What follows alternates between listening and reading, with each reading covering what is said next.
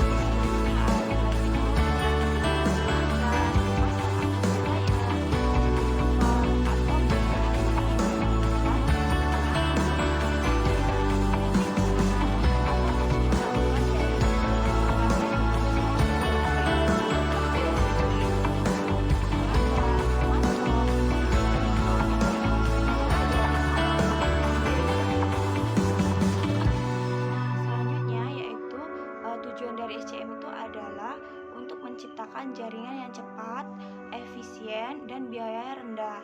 Nah, gunanya untuk perkembangan perusahaan itu sendiri sampai benar-benar perusahaan itu bisa menguasai pangsa pasar. Nah, selanjutnya yaitu proses-proses yang terdapat dalam SCM. Yang pertama yaitu CRM atau Customer Relationship Management. Nah, dalam proses ini perusahaan berfokus untuk meningkatkan hubungan baik dengan pelanggannya. Karena dengan adanya hubungan baik dengan pelanggan, maka tentunya akan meningkatkan permintaan konsumen atau pelanggan kepada perusahaan kita. Nah, proses yang kedua adalah internal supply chain management atau segala proses yang berkaitan di dalam perusahaan itu seperti perencanaan produksi, kapasitas penyimpanan, persiapan permintaan, dan perencanaan pasokan. Jadi, gunanya adanya internal supply chain management ini adalah untuk perusahaan nantinya itu memang benar-benar memenuhi permintaan dari konsumen itu sendiri. Nah, proses yang ketiga atau terakhir yaitu adalah SDM atau Supplier Relationship Management. Jadi, di sini perusahaan berfokus untuk menjalin hubungan baik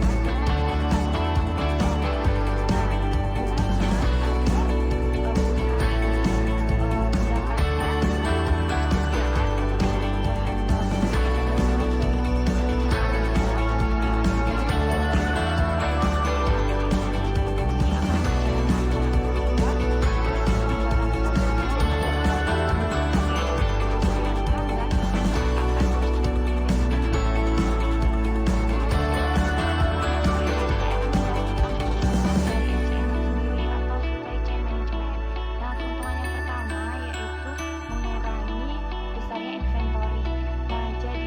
inventory itu adalah banyaknya persediaan bahan baku guna untuk proses produksi.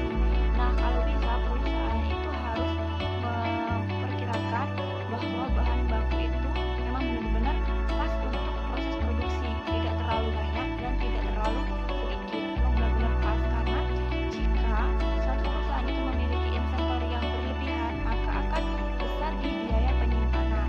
Lebih baik perusahaan meminimalisir besarnya biaya penyimpanan tersebut. Nah, yang kedua hitungannya adalah hitungan efisiensi, yaitu mengepat karena dari proses perencanaan hingga pencapaiannya memang diatur sedemikian rupa untuk mencapai tujuan efisiensi masing-masing kita. Nah, jadi ketika barang memang sudah jadi produksi sudah jadi, maka langsung akan didistribusikan kepada daerah-daerah yang nantinya menjadi pasar pelanggan dari perusahaan tersebut. Nah, yang ketiga yaitu meningkatkan kualitas